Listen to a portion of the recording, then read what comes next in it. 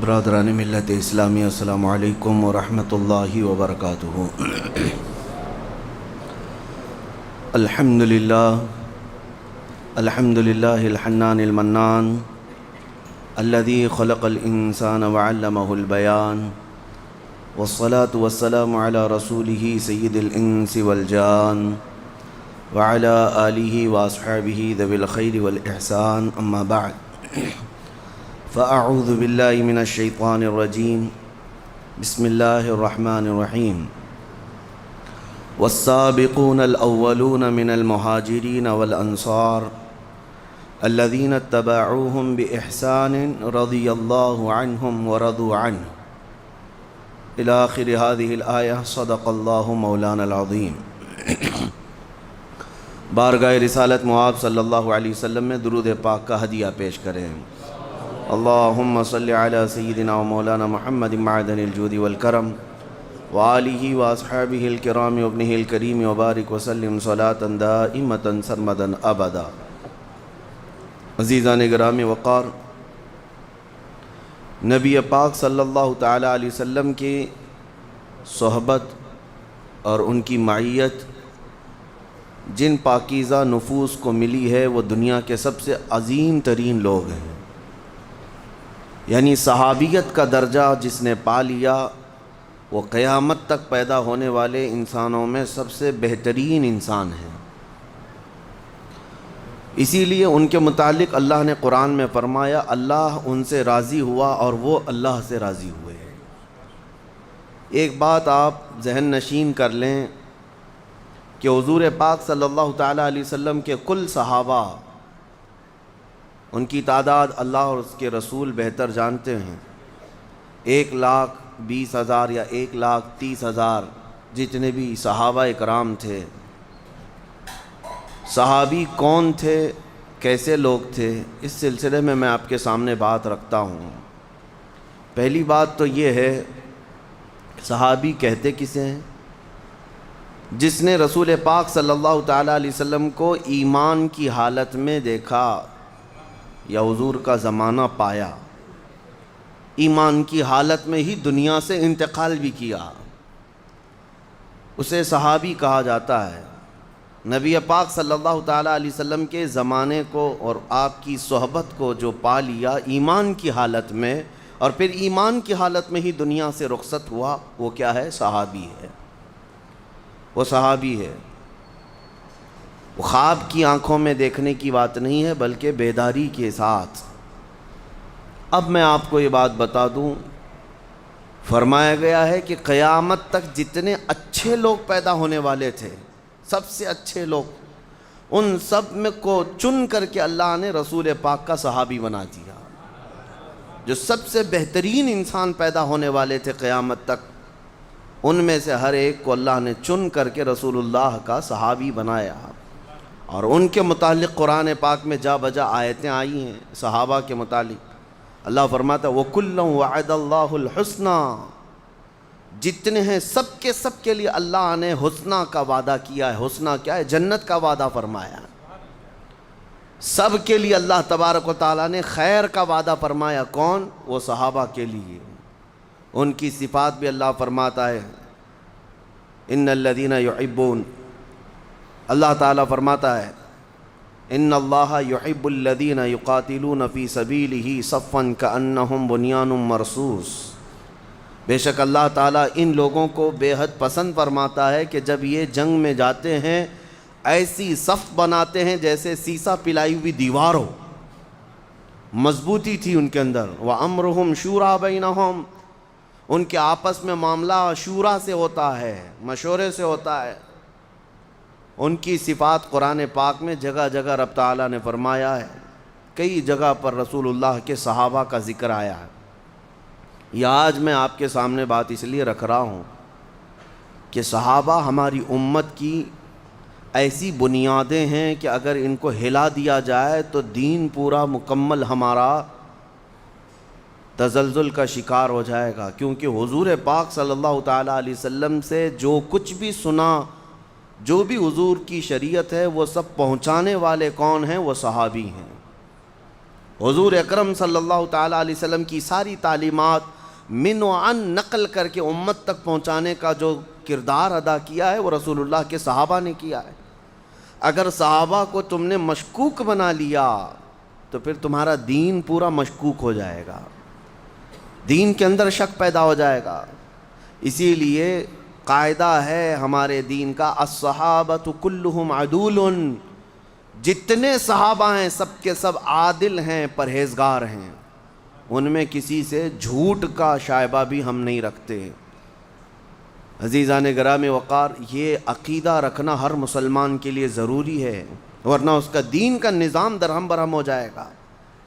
اگر مثال کے طور پر کسی صحابی کے متعلق آپ شک رکھتے ہیں، بدگمانی رکھتے ہیں، نعوذ باللہ، تو مطلب یہ ہے کہ حضور کی تعلیمات اگر اس صحابی سے ہو کر کے آئی ہے تو وہ ساری تعلیمات کا بھی آپ انکار کر دیں گے، حضور پاک صلی اللہ علیہ وسلم کی ان حدیثوں کا بھی انکار ہو جائے گا۔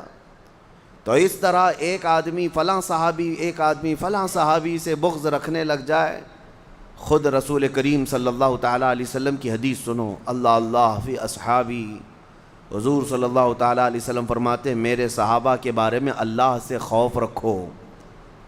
خود نبی پاک نے فرمایا میرے صحابہ کے بارے میں اللہ سے ڈرو، اس لیے کہ جس نے میرے کسی صحابی کو گالی دی، حضور فرماتے ہیں اس نے مجھے گالی دی ہے، اس نے مجھے ایذا دی ہے، تکلیف دی ہے۔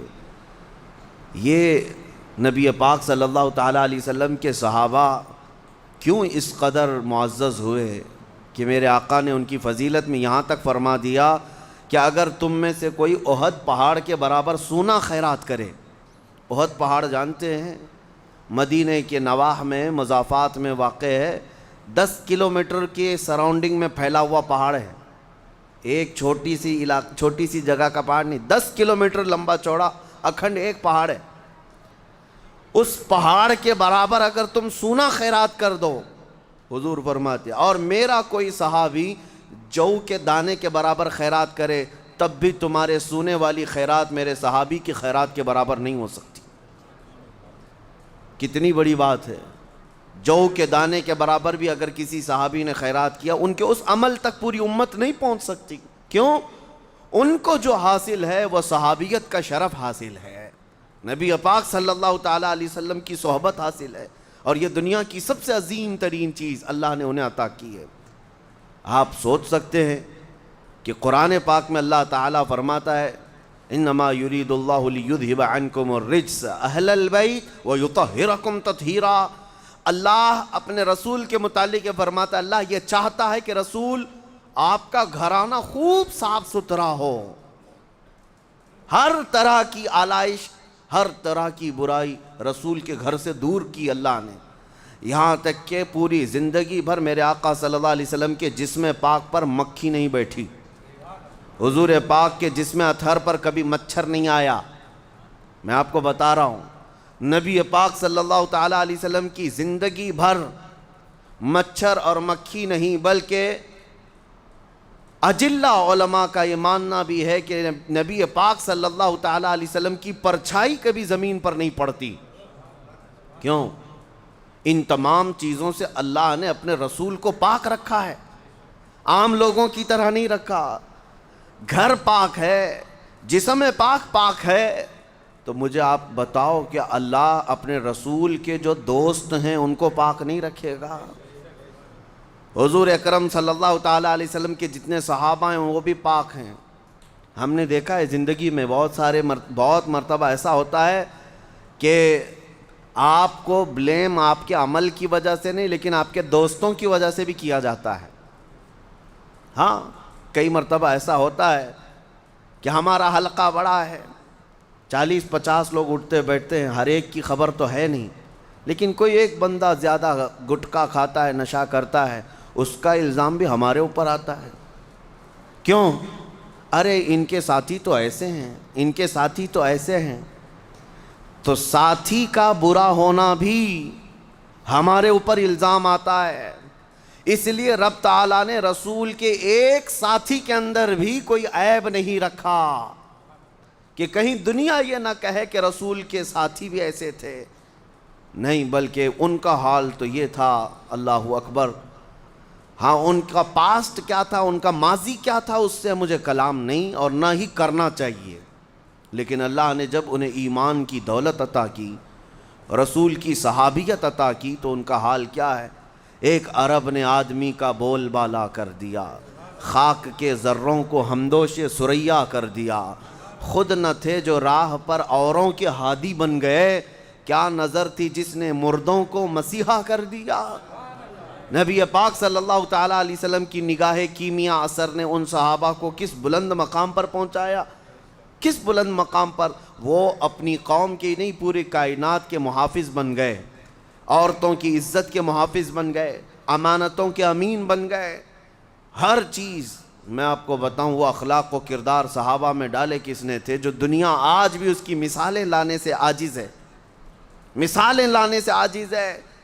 ہزار تم آج بڑی بڑی آرگنائزیشن دیکھ لینا ہیومینٹی کے سلسلے میں، اور ہیومن بینگ کے نام پر موسم کے متعلق اور انسانوں کے متعلق، میں آپ کو دونوں مثالیں آپ کو بتاتا ہوں۔ نبی پاک صلی اللہ تعالیٰ علیہ وسلم کے صحابہ جو پہلے مکہ مکرمہ میں ان کے اخلاق کیا تھے، کردار کیا تھے، وہ الگ مسئلہ، لیکن آپ کو بتاؤں ایک صحابی حضور کے دربار میں بیٹھے ہیں اور دیگر صحابہ بھی ہیں، ایک مہمان حضور کے آئے، نبی پاک صلی اللہ تعالیٰ علیہ وسلم نے ارشاد فرمایا آج میرے مہمان کی مہمان نوازی کوئی کرے گا؟ ایک صحابی، انصاری صحابی ہیں، اٹھے اور کہا یا رسول اللہ میں اپنے گھر لے جاتا ہوں، پوچھا بھی نہیں گھر میں کچھ ہے بھی کہ نہیں، لیکن دم بھر لیا کہ رسول کا مہمان ہے میں لے کے جاتا ہوں۔ وہ حضور صلی اللہ تعالیٰ علیہ وسلم کے مہمان کو لے کر کے اپنے گھر آئے، جب گھر آئے تو بیوی کو کہا کہ نبی پاک صلی اللہ تعالیٰ علیہ وسلم کے مہمان گھر پر آئے ہیں۔ بیوی نے کہا میاں بتاتے تو گھر میں پکا ہوا کھانا کچھ بھی نہیں ہے، ایک آدمی کا کھانا باقی ہے بس، اور میرے 2 بچے ہیں اور میں ہوں، آپ ہیں، ایک ہی آدمی کا کھانا باقی ہے، مہمان کا کیا کیا جائے؟ تو سنو، خاتون خود ہی مشورہ دیتی ہیں، یہ صحابہ کا گھر ہے، بیوی خود کہتی ہے چلو کوئی بات نہیں، آپ نے دعوت دے کر بلا ہی لیا ہے تو ایک کام کریں، میں اپنے بچوں کو تھپکی دے دے کر کے سلا دوں گی، سو جائیں گے بچے، اور جب دسترخوان پر میں کھانا رکھوں تو چراغ بجھا دینا، اور آپ کھانے جیسی حرکت کرتے رہنا، منہ چباتے رہنا، کھانا مت، تاکہ رسول اللہ کا مہمان پیٹ بھر کر کھانا کھا لے۔ میں اور آپ کل دیکھیں گے کھانا، ہم رسول اللہ کے مہمان کو پورے کھانے کو پروس دیتے ہیں۔ کیسا طریقہ تھا؟ حضور پاک صلی اللہ تعالیٰ علیہ وسلم کے اس صحابی کے گھر میں جو معاملہ ہو رہا ہے، بچوں کو سلا دیا گیا، چراغ گل کر دیا گیا، دسترخوان پر مہمان کھانے کے لیے بیٹھا تو یہ صحابی کھانے کی حرکت کرتے رہے، لیکن کھانے کا ایک لقمہ بھی اپنے منہ میں نہیں رکھا، اور اس مہمان نے کھانا پیٹ بھر کر کھا لیا، آرام کیا۔ صبح جب مسجد نبوی حضور صلی اللہ علیہ وسلم کے پاس یہ لے کر کے پہنچے، نبی پاک صلی اللہ علیہ وسلم کھڑے ہو گئے اور کہا مرحبا، تو نے میرے مہمان کے ساتھ جو رات میں سلوک کیا وہ جبرائیل امین نے مجھے بتایا، اللہ تجھ سے راضی ہے، اللہ تجھ سے راضی ہے، تیرے بہترین جزا تجھے عطا کیا جائے گا۔ میں یہ پوچھتا ہوں کہ ان کے اندر نفس کہاں تھا، ان کے اندر خواہشات کہاں تھیں؟ یہ رسول کے وہ صحابہ جو ایثار اور قربانی کے اعلیٰ مثالیں دنیا کو دے چکے ہیں، لیکن اس کی مثال دنیا لانے سے عاجز ہے، اور جنگ کے میدانوں میں بھی پانی اپنے لیے نہیں، پہلے اپنے زخمی بھائی کے لیے قربان کرتے، گھر میں اگر کوئی تحفہ آ جائے تو پڑوس پر نچھاور کر دیتے۔ یہ معاشرہ، یہ سوسائٹی میرے رسول نے بنایا، ان صحابہ کو اعلیٰ کردار تک پہنچایا گیا ہے۔ علم میں ان کا کوئی ثانی نہیں، عمل میں ان کا کوئی ثانی نہیں، اور جب حکومت کرنے کے لیے بیٹھ گئے تو قیصر و کسریٰ بھی گھٹنے ٹیکنے پر مجبور ہو گئے۔ دنیا کو میرے رسول کے غلاموں نے سکھایا آداب زندگی ہوتی کیا ہے، آداب معاشرت کیا ہے، یہ میرے رسول کے غلاموں نے دنیا کو بتایا۔ پارلیمنٹ کا نظام کس نے لایا ہے؟ یہ رسول اللہ صلی اللہ علیہ وسلم کے یہ سچے غلام صحابہ حکومت کرنے کا انداز لوگوں کو دکھائے، عدالت کا انداز دکھایا، اور چھوٹے اور بڑے کا فرق مٹایا۔ جانتے ہو حضرت عمر فاروق کے رعب و دبدبے سے قیصر و کسریٰ کانپتے تھے، ہاں ڈر کے مارے پوری فوجیں تھراتی تھی، عمر ابن خطاب کا نام۔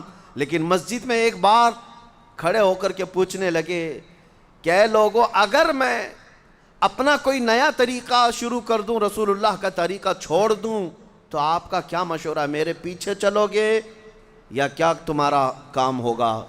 ایک دیہات کے رہنے والے غریب صحابی کھڑے ہو گئے، کہا اے عمر، جب تک آپ رسول اللہ کے پیچھے چل رہے ہماری گردنیں جھکی ہیں، اور جہاں ایک قدم بھی تمہارا ہٹا ہماری تلوار ہوگی اور تمہارا جسم ہوگا، ہم مقابلہ کریں گے۔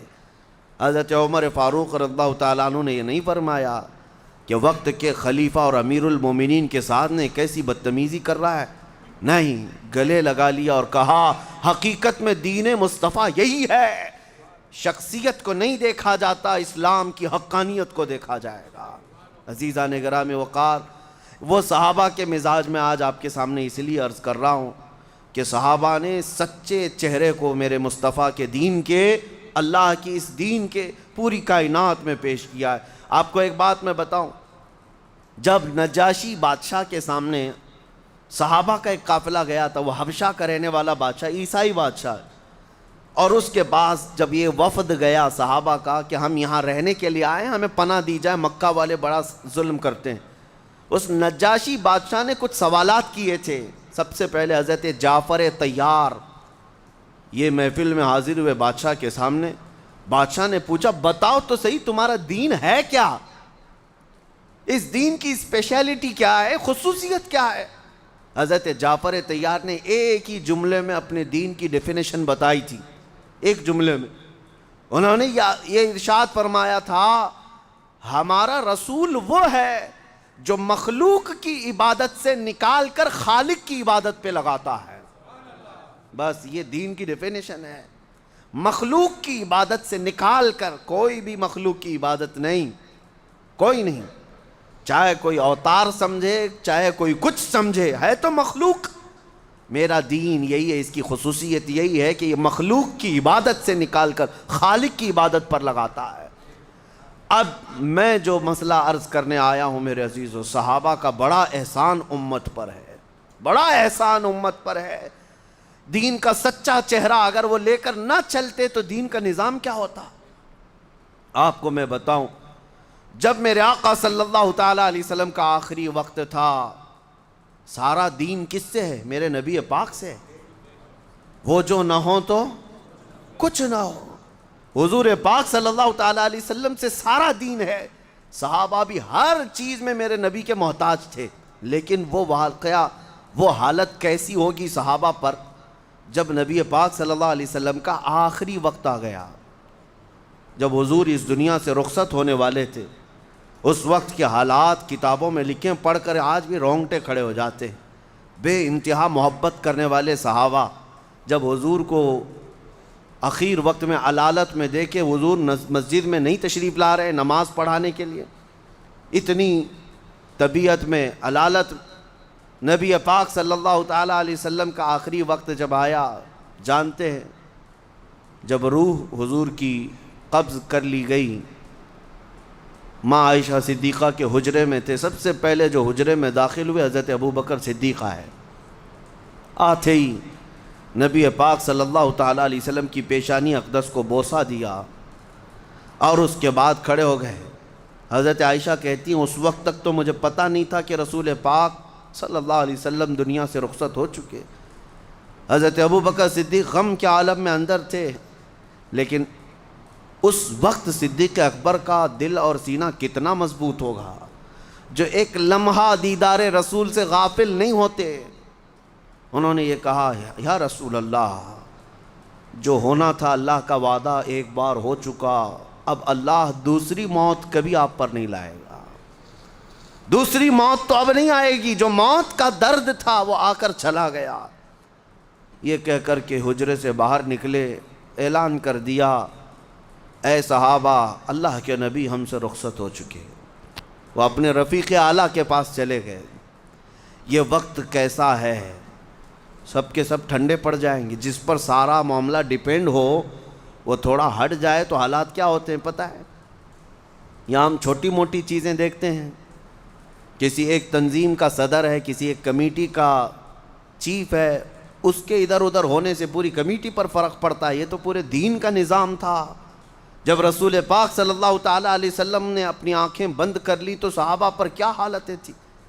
جیسی اعلان ہوا سب ساکت و جامد تھے صحابہ. ان کے عشق کا مقام تھا، محبت کا تقاضا بھی تھا. حضرت عثمان غنی تو ایسے لگتے جیسے پتھر ہے، ان کو کوئی چونٹی کاٹے کوئی ہاتھ مارے تو ہلتے تک نہیں تھے. کچھ صحابہ دیوار سے چپکے کھڑے تھے آسمانوں پر دیکھتے ہوئے. حضرت عمر کی کیفیت یہ تھی کہ تلوار نکال کر مدینے میں گھومتے تھے.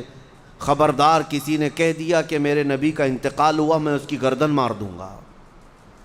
میرے رسول اللہ کی بارگاہ میں گئے، وہ آئیں گے. یہ ان کی محبت کا تقاضا تھا. سب الگ الگ انداز میں تھے. یہاں تک کہ حدیثوں میں موجود ہے مدینہ اتنا کبھی نہیں رویا جتنا اس وقت رسول پاک صلی اللہ علیہ وسلم کی آنکھیں بند ہوئی.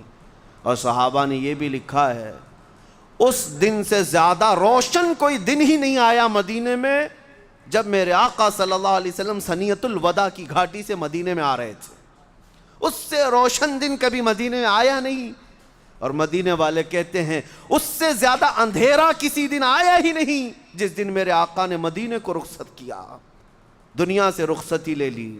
اس سے زیادہ اندھیرا ہماری زندگی میں آیا ہی نہیں. اب سوچو دین کا نظام چلنا کیسے ہے. حضور پردہ فرما چکے، صحابہ کھڑے ہیں. اس وقت جس نے مشن اٹھایا، باغ ڈور سنبھالی، وہ صدیق اکبر کی ذات تھی. کھڑے ہوئے ممبر پر لوگوں سے کہا، اے لوگوں بتاؤ تم محمد صلی اللہ علیہ وسلم کی عبادت کرتے تھے یا اللہ کی عبادت کرتے تھے؟ سبوں نے کہا ہم اللہ کی عبادت کرتے تھے. تو حضرت ابو بکر صدیق نے کہا وہ اللہ کل بھی تھا، آج بھی ہے، ہمیشہ رہے گا. اور محمد صلی اللہ تعالیٰ علیہ وسلم کے متعلق قرآن میں آیت ہے وَمَا مُحَمَّدٌ إِلَّا رَسُولٌ قَدْ خَلَتْ مِن قَبْلِهِ الرُّسُلُ. محمد تو اللہ کے ایک رسول ہیں، ان سے پہلے بھی رسول آئے. لیکن کیا رسول کے جانے کے بعد تم الٹے پاؤں پھر جاؤ گے؟ تو قرآن کی آیت ہے، اللہ فرماتا ہے کسی کا دین سے پھر جانا اللہ کو کوئی نقصان نہیں پہنچا سکتا. صحابہ کہتے ہیں اس دن ہم کو لگا یہ آیت کہاں تھی، اب تک ہمارے ذہن میں ہی نہیں آئی. سب کھڑے ہو گئے. حضرت ابو بکر نے کہا نماز کا وقت ہے، نماز قائم ہو. 2 دن تک نبی پاک صلی اللہ تعالیٰ علیہ وسلم کا جسم ناز حجرے میں رکھا ہوا تھا، 2 دن تک، اور نمازیں برابر وقت پر ہوتی رہیں. اسلامی احکام جیسے تھے ویسے ہی ہوتے رہے. حضور کی تدفین کا معاملہ آیا. صحابہ اکرام رضوان اللہ تعالیٰ علیہ مجمعین میں اب کون مشورہ کرے گا؟ اختلافات بہت ہوئے ہیں لیکن کوئی اختلاف اس غلیظ قسم کا نہیں تھا کہ ایک دوسرے کو گالیاں دی جائیں. یہاں تک کہ میں آپ کو بتاؤں یہ مسئلہ آج میں نے جمعہ میں چھیڑا ہی اس لیے ہے کہ آج اس کی ضرورت ہے. میں ابھی بتاتا ہوں. حضور کے وصال کے بعد جب آپ کی تدفین کا معاملہ آیا، غسل کے لیے صحابہ میں اختلاف ہوا کہ غسل دینا چاہیے کہ نہیں دینا چاہیے، اور دے گا تو کون دے گا نبی پاک صلی اللہ علیہ وسلم کے جسم پاک کو. صحابہ کہتے ہیں ہم حجرے میں کھڑے تھے، آدھے کہہ رہے تھے کہ غسل دینا ہے اور آدھے کہہ رہے تھے نہیں دینا. اختلاف ہے یا نہیں ہے؟ فرماتے ہیں اچانک ہمیں اونگ آئی، سب جتنے تھے وہاں پر اونگ آئی، جیسے جھپکی لگتی نیند. تھوڑی دیر کے لیے اونگ آئی، اس کے بعد ہم نے سر جھٹک کر بیداری کا اظہار کیا. دیکھا تو ہم تو بیدار تھے لیکن رسول پاک غسل کیے ہوئے تھے، جسم پاک پر پانی کے قطرات تھے. صحابہ نے کہا یہ اللہ کی مرضی ہے، اپنے رسول کو اس نے اپنے ملائکہ سے غسل دیا. پھر اب دفن کہاں ہو، اس سلسلے میں بھی صحابہ کا اختلاف تھا. بعض صحابہ کہتے تھے کہ بیت المقدس لے کر کے جائیں گے، مسجد اقصیٰ میں جہاں کثرت سے انبیاء اکرام دفن ہیں وہاں ہم رسول اللہ کو دفن کریں گے. بعض کہتے تھے نہیں، حضور کا پیدائشی مقام مکہ ہے، ہم مکہ لے کر جائیں گے. اختلاف تھا کہ نہیں تھا؟ صحابہ میں اختلاف ہوا. حضور کا جسم ابھی موجود ہے میں آپ کو بتا رہا ہوں یہ اختلاف کس قسم کا تھا، سب حق کی تلاش میں اختلاف تھا۔ اس کے بعد صدیق اکبر رضی اللہ تعالیٰ عنہ اور کچھ صحابہ نے کہا ہم نے رسول اللہ صلی اللہ علیہ وسلم سے یہ حدیث سنی ہے، اللہ کے نبی وہیں دفن ہوتے ہیں جہاں ان کی روح قبض کی جاتی ہے، جہاں ان کا انتقال ہوتا ہے نبیوں کا اسی جگہ وہ دفن ہوتے ہیں۔ تو اس بات پر پھر صحابہ کا اتفاق ہوا اور نبی پاک صلی اللہ تعالیٰ علیہ وسلم حجرہ عائشہ صدیقہ میں انتقال فرمائے تھے اور اسی حجرے میں آج تک میرے آقا آرام فرمائے۔ تدفین کا معاملہ تھا، بغلی قبر کھودی جائے کہ صندوق والی قبر کھودی جائے۔ بعض صحابہ کہتے ہیں کہ صندوق والی قبر جو باکس ٹائپ کی ہمارے ہاں ہوتی ہے، اور ایک ہوتی ہے بغلی قبر جس کو لحد کہتے ہیں، ایل شیپ میں ہوتی ہے، یعنی قبر کھود کر کے پھر اندر کی طرف ایک اور کھڈا کھودا جاتا ہے اور میت کو اس طرف رکھ کر کے پھر قبر کو بند کر دیا جاتا ہے۔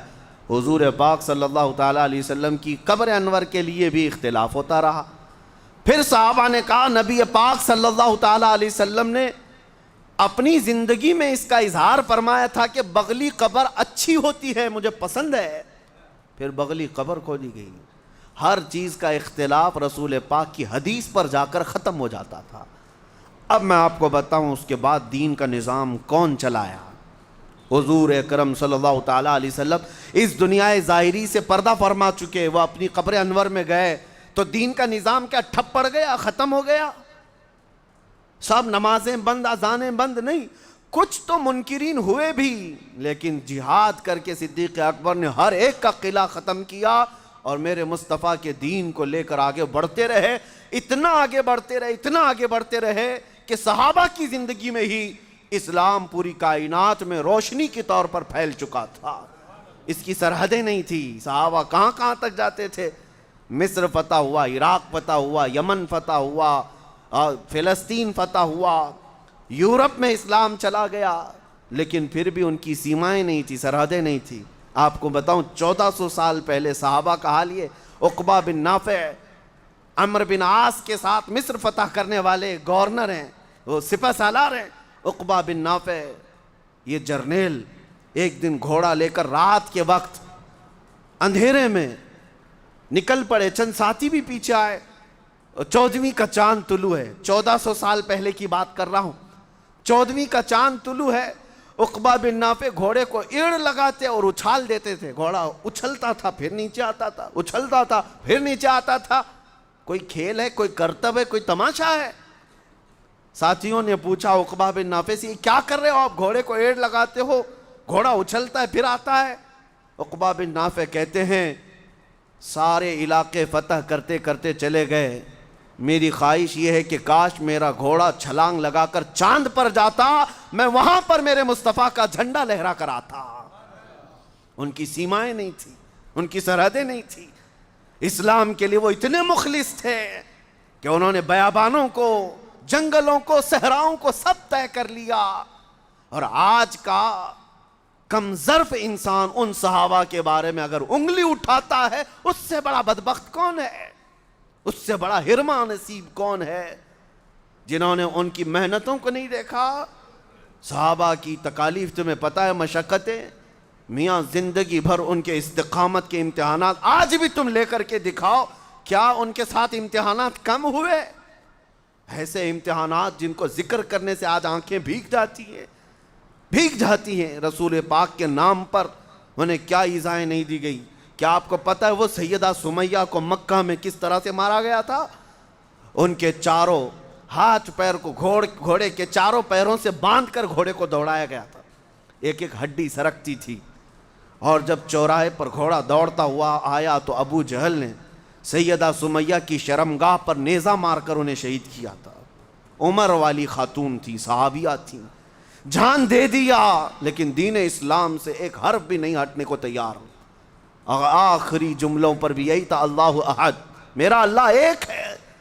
ان کے استقامت کے جذبے، آپ کو پتہ ہے احد کے میدان میں عبداللہ بن جہش ایک صحابی ہیں جن کے 80 ٹکڑے کیے گئے تھے، 80 ٹکڑے جسم کے، اور کافروں نے ہر ٹکڑے کو ہار بنا کر کے رسی میں پرو کر گلے میں پہن لیا تھا۔ اور دنیا کو دکھا رہے تھے یہ محمد عربی کا غلام ہے، بہت اتراتا تھا، اس کے ٹکڑے آج ہمارے گلے میں ہیں۔ وہ صحابہ نے ہر مشقت، ہر چیز کا سٹرگل کیا ہے۔ آج مجھے درد اس بات کا ہوتا ہے ان کی طرف بھونکنے والے کتنے بد نصیب لوگ ہیں۔ انہوں نے رسول اللہ کی صحابیت پائی ہے، صحابیت ہی نہیں معیت پائی ہے، اپنی زندگیاں وار دی ہیں میرے آقا کے نام پر۔ ان کتوں کو پتہ نہیں، ان کے اعمال دیکھو اور حضور کے صحابہ کی بات کرتے ہیں۔ تم نے زندگی بھر عیاشیاں نہیں چھوڑی، وہ صحابہ ہیں۔ ایک اعلان کان میں آ جاتا رسول پاک کا، برسوں پرانی عادتیں ٹھوکر مار کر چھوڑ دیتے تھے۔ حضرت انس خود فرماتے ہیں میں 10 سال کا تھا، شراب جب ابھی حرام نہیں ہوئی تھی اسلام میں، لوگ بیٹھ کر کے شراب پیتے تھے، قہبہ خانے تھے جگہ جگہ جیسے چائے کی دکانیں ہوتی ہیں۔ حضرت انس کہتے ہیں میں پیالے بھر بھر کر لوگوں کو شراب دیتا تھا، سپلائی کرتا تھا۔ ایک شام ایسی کہ مدینے کی گلیوں میں آواز آئی، یا ایھا المسلمون قال رسول اللہ صلی اللہ علیہ وسلم حرمت الخمر، اے مسلمانوں اللہ کے رسول نے فرمایا آج سے شراب حرام ہے۔ حضرت انس کہتے ہیں جتنے وہاں بیٹھے تھے جس کے ہاتھ میں پیالہ تھا وہیں سے چھوٹ گیا، کسی نے ہونٹوں تک لگایا تھا وہیں سے پٹک دیا، مٹی کے پیالے تھے۔ حضرت انس کہتے ہیں میں نے بھی چھوڑ دیا، دیکھا جتنے لوگ بیٹھے ہیں سب کے ہاتھوں سے مٹکے ٹوٹ گئے۔ کوئی یہ نہیں کہتا تھا کہ ابھی پی لیتے ہیں بعد میں جا کر حضور سے پوچھ لیں گے مسئلہ کیا ہے، بات پکی ہے بھی یا نہیں یہ بعد میں دیکھ لیں گے، پہلے آج کا تو آج پی لیں گے۔ آج کے عمل نہیں ہے ایسے لوگوں کے۔ ہاں تمہارے تو روزے بھی اس طرح کے ہو جاتے ہیں، پہلے کھا لیتے ہیں بعد میں دیکھیں گے ٹائم کیا ہو رہا ہے۔ اور صحابہ کے کانوں میں ایک بار آواز آ گئی، رسول اللہ نے فرمایا ہے، بدل لیا ساری عادتیں۔ حضرت انس کہتے ہیں یہ تو میں جہاں تھا وہاں کا، پھر ہم نکلے مدینے کی گلیوں میں، جیسے جیسے ہم آگے بڑھتے تھے تو دیکھا مدینے کی ساری نالیاں شراب سے بہہ رہی، سبوں نے گھروں میں موجود 50 سال 60 سال پرانی جو شراب کے مٹکے تھے سب توڑ ڈالے۔ لیکن حیرت کی بات یہ ہے میرے عزیزو، کوئی ابھی تک حضور کے پاس آ کر پوچھا بھی نہیں کہ آپ نے صحیح کہا یا نہیں، اعلان آ گیا۔ ان کا عمل وہ تھا میرے مصطفیٰ کی بات پر، ایسا یقین رکھنے والے صحابہ۔ آپ کو میں بتاؤں وہ کس قدر وفادار تھے۔ حضرت انس بن نزیر حضور کے رازدار صحابی ہیں، حضور ایک بار ان کے گھر گئے، ایک مکہ سے لیٹر آیا تھا، مکہ والے جو کام کر رہے ہیں جنگوں کی تیاری کر رہے تھے، کسی نے وہاں سے خبر بھیج دی۔ نبی پاک صلی اللہ علیہ وسلم نے انس بن نزیر سے کہا پڑھو کیا ہے، انہوں نے پڑھ کر سنایا، حضور نے کہا کہ ٹھیک ہے اس کو راز میں رکھنا کسی کو پتہ نہ چلے۔ فرمایا حکم حضور آپ کا، سر آنکھوں پر۔ نبی پاک صلی اللہ علیہ وسلم گھر سے نکلے، بیوی اندر سے آئی انس بن نزیر کی، وہ ایسی بیوی جس کو حضرت انس بہت چاہتے تھے، عشق تھا ان کے درمیان، بڑی محبت کرتے اپنی بیوی سے۔ بیوی باہر آئی، انس بن نزیر سے پوچھا کیا رسول اللہ صلی اللہ علیہ وسلم کے پاس کیا بات چل رہی تھی؟ انس بن نزیر نے کہا اس میں تمہیں دخل اندازی کی ضرورت نہیں، تمہاری محبت تمہارا عشق جو میرے ساتھ ہے، میرا تمہارے ساتھ ہے، اس کا مقام الگ، یہ رسول اللہ کی بات ہے۔ تو انس بن نزیر کی عورت کہتی ہے ٹھیک ہے چھپانا چھپاؤ، لیکن میں نے تو سن لیا مکہ سے لیٹر آیا ہے، جنگوں کی تیاری ہو رہی ہے، سن لیا تھا دیوار کے پیچھے سے۔ حضرت انس بن نزیر کیا کرتے ہیں، سیدھے اپنی بیوی کی گردن پکڑ لی، کہا اس وقت تک میں گردن سے ہاتھ نہیں اٹھاؤں گا جب تک میرے رسول کا فرمان نہیں آ جاتا، کیونکہ میں خیانت دار میرے مصطفیٰ کا نہیں بن سکتا، چاہے میرے اور نبی کے درمیان میرا باپ آ جائے، میری ماں آ جائے، میری بیوی آ جائے، کوئی بھی آ جائے، گردن پکڑ کر کے حضور کے پاس لے آئے۔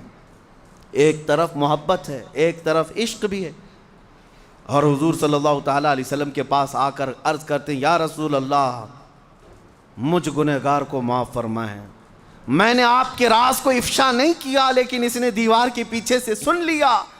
نبی پاک صلی اللہ علیہ وسلم نے مسکرا کر فرمایا انس چھوڑ دو ہاتھ، وہ بھی میری صحابیہ ہے، جس طرح تم حفاظت کرو گے راز کی وہ بھی میری حفاظت کرے گی۔ میں یہاں پر بیان یہ کرنا چاہتا ہوں کہ وہ صحابہ نبی کے لیے کتنے مخلص تھے، کتنے مخلص تھے، اپنی جانیں وار دیں، اپنے رشتے چھوڑ دیے، اور آج اگر کوئی ان کی ذات پر ان کی عزت پر بھونکتا ہے تو یہ بدنصیب انسان ہے۔ خود فرمایا گیا کہ وہ گمراہ ہو کر مرے گا جو رسول کے صحابہ کے بارے میں بات کرتا ہے، گمراہ ہو کر مرے گا۔ ایک بھی صحابی کے متعلق آپ انگلی نہ اٹھائیں، ورنہ میرے نبی کے سلیکشن پر اعتراض ہوگا، میرے نبی کی صحبت پر اعتراض ہوگا۔ وہ صحابہ کی جتنی بھی باتیں میں بتاؤں کم ہیں میرے عزیزو نبی پاک صلی اللہ تعالیٰ علیہ وسلم کے متعلق۔ اب میں بات یہ عرض کر رہا ہوں، کچھ لوگ یہ کہتے ہیں کہ ٹھیک ہے سب صحابہ کو ہم مانتے ہیں، ان کے درمیان آپس میں جو اختلافات ہوئے، کچھ تو جنگیں بھی ہوئی، اس کا کیا؟ ہم آپ سے یہ کہتے ہیں آپ نہ ان کے زمانے میں ہیں، نہ آپ نے ان کو قریب سے دیکھا ہے، آپ تو بہت بعد میں آئے ہوئے ہیں فتنوں کے زمانے میں، اور اتنے فتنے کی کم از کم اپنے گھر کے فتنے سنبھال لو، کافی ہے، اپنے گھر کے فتنوں کو دیکھ لو۔ باقی رسول پاک صلی اللہ علیہ وسلم کے صحابہ کے درمیان جو باتیں ہوئیں ان کے بارے میں کسی بھی امتی کو کہنے کا حق حاصل نہیں ہے۔ مشاجرات صحابہ کو بیان کرنا حرام ہے، حرام ہے۔ وہ انسان تھے، رسول پاک کے دیوانے تھے۔ کیا میں نے اس سے قبل یہ باتیں نہیں بتائیں؟ صحابہ میں کئی مرتبہ تکرار ہوئی۔ اب میں ایک مثال آپ کو دیتا ہوں۔ حضور کے صحابہ موجود تھے، نبی پاک صلی اللہ تعالیٰ علیہ وسلم نے اس جماعت سے کہا صحابہ کی کہ جاؤ بنو قریظہ چلے جانا، ایک محلے کا نام ہے بنو قریظہ، مدینے سے تھوڑا باہر ہے۔ حضور نے فرمایا جلدی جاؤ، اتنی جلدی کہ عصر کی نماز وہاں جا کر پڑھنا۔ بات سمجھ رہے ہیں؟ 10 صحابہ تھے، 12 صحابہ تھے، جتنے بھی صحابہ تھے، ایک جماعت تھی صحابہ کی، نکل پڑے۔ نبی پاک کا فرمان تھا بنو قریظہ میں پہنچنا ہے، جلدی جانا ہے، اس لیے نبی پاک نے فرمایا۔ اب چلتے چلتے دیر ہو گئی، سورج ڈوبنے کے قریب آیا، عصر کی نماز تو جا رہی ہے، ابھی بنو قریظہ پہنچے نہیں، کریں کیا؟ صحابہ میں 2 جماعتیں ہو گئی۔ بعض نے کہا نہیں، ہم کو تو رسول اللہ نے فرمایا وہاں پہنچ کے ہی نماز پڑھنا ہے، ہم بیچ میں نہیں پڑھیں گے، ہم وہیں جا کے پڑھیں گے۔ دوسروں نے کہا میاں وقت ختم ہو جائے گا، مغرب ہو جائے گی۔ حضور کے فرمانے کا مطلب یہ تھا کہ جلدی کرو، یہ نہیں فرمایا کہ نماز چھوڑ کر کے جاؤ۔ دونوں صحابہ میں آپس میں اختلاف، تو جن میں اختلاف ہوا، بعض نے کیا کیا؟ بعض نے کہا ہم یہاں نماز پڑھ لیں گے۔ حضور کے فرمانے کا مطلب یہ تھا کہ جلدی جاؤ، جلدی جانے کے لیے حضور نے فرمایا ہے۔ دوسروں نے کہا نہیں ہم نہیں پڑھیں گے، اس لیے کہ حضور نے فرمایا وہیں جا کر عصر پڑھنا۔ تو آدھے چلے گئے، آدھے نماز پڑھ لیے، اور جو آدھے چلے گئے تو سورج ڈوب گیا، عصر قضا ہو گئی، پھر مغرب ہوئی، پھر انہوں نے قضا کر لیا۔ اب یہ مسئلہ تو حضور کے پاس پیش ہوگا نا، حضور تو موجود تھے۔ نبی پاک صلی اللہ تعالیٰ علیہ وسلم کے پاس یہ مسئلہ پیش کیا گیا۔ دونوں جماعت کے صحابہ نے کہا ہم نے نماز پڑھ لی، انہوں نے نماز نہیں پڑھی۔ نہیں پڑھنے والوں نے کہا یا رسول اللہ آپ کا فرمان تھا، ہم نے اس پر عمل کیا۔ تو نبی پاک صلی اللہ علیہ وسلم نے دونوں کا مقدمہ سنا اور ارشاد فرمایا میرے صحابہ کی یہ دونوں جماعتیں حق پر ہیں، دونوں صحیح ہیں۔ ایک نے ظاہر پر عمل کیا اور ایک مقصد کو سمجھ گیا۔ صحیح ہے، جنہوں نے نماز پڑھ لی انہوں نے سمجھا کہ حضور کا فرمانے کا مطلب یہ تھا کہ جلدی پہنچیں، وہ مقصد کو سمجھ گئے تھے، نماز پڑھ لیے۔ دوسرے صحابہ انہوں نے ظاہری لفظ کو دیکھا، حضور نے فرمایا نہیں وہاں جا کر پڑھنا، تو اس فرمان پر انہوں نے عمل کیا ہے، لیکن ہے تو دونوں رسول کے طریقے پر ہی، حضور کی محبت میں ہی عمل کیا ہے۔ تو صحابہ کرام رضوان اللہ تعالیٰ علیہ مجمعین کے درمیان اگر کوئی اختلاف ہوا ہے تو مقصد صرف اللہ کی رضا حاصل کرنا رہا ہے، دونوں کا بھی۔ یہ نہیں کہ اپنی حکومت حاصل کرنا ہے، یہ نہیں کہ اپنی بڑھوتری بیان کرنی ہے یا اپنا غلبہ بیان کرنا ہے، نہیں، دونوں کا مقصد اختلاف میں یہی ہوتا رضا الہی حاصل کرنا ہے، رسول کے طریقے تک پہنچنا ہے۔